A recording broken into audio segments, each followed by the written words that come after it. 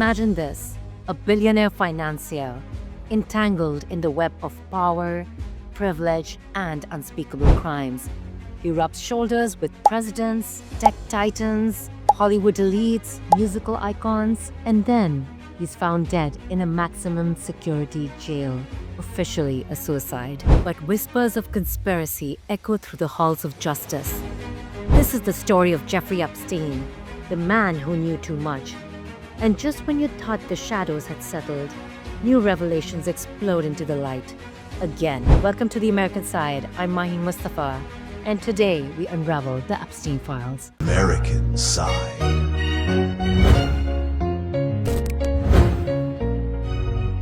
Cut to the chase. Epstein didn't just vanish in 2019. His legacy of exploitation lingers like a bad dream America can't wake up from. Convicted in 2008 for procuring underage girls, he got a sweetheart deal that screamed corruption. Fast forward to his 2019 arrest on federal sex trafficking charges. Then poof, dead in custody. Suicide or silence? Theories abound, from hidden tapes of blackmail to elite cover-ups. But here's the hook that grabs you by the throat. Epstein's Island wasn't just a playground for the rich. It was allegedly a trap for the powerful, recording their darkest secrets. Now flash to the present. This December, the Justice Department dropped a bombshell. Thousands of documents from this Epstein saga have been released. That's right, you heard that correct.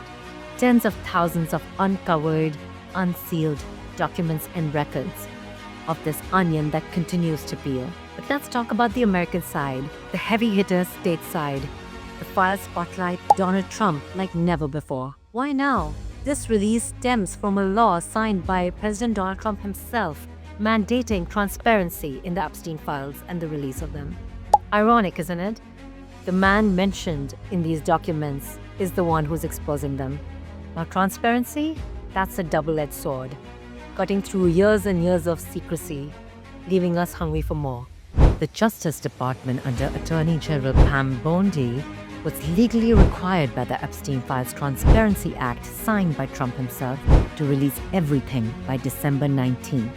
They started with thousands of pages on the 19th, chilling photos of Epstein with Bill Clinton, Ghislaine Maxwell, Walter Cronkite, and others. No massive bombshells at first, but heavy redactions sparked outrage. The releases also feature striking images of Epstein alongside figures like Michael Jackson, Kevin Spacey, and even Bill Gates in social or event contexts, underscoring how wide his network reached among the famous and powerful. Again, these connections, as documented in the files, do not equate to complicity, but compels us to ask, what drew these elites together?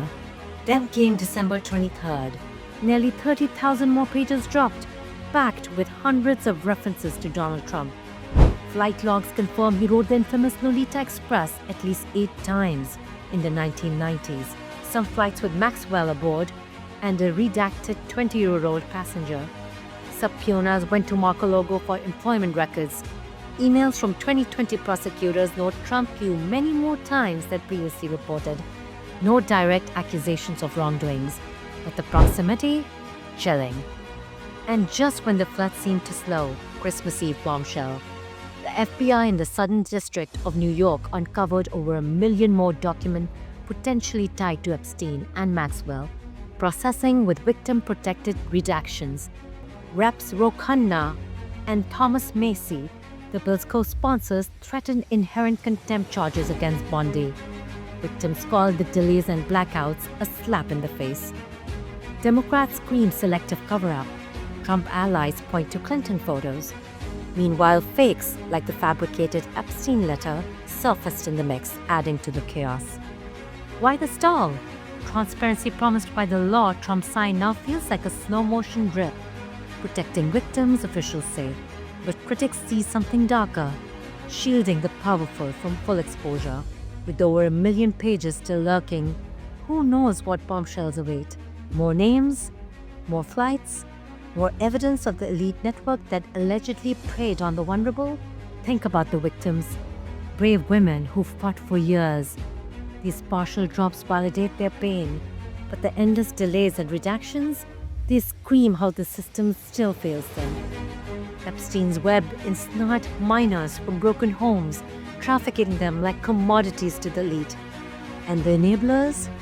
Many still walk free. It's the Epstein saga, a mirror to America's underbelly, where money buys silence and truth finds it hard to break free. And what's next? More releases? More indictments? To add a layer of dust in a scandal that's too big to bury. I'm Maheen Mustafa, and you've been watching The American Side.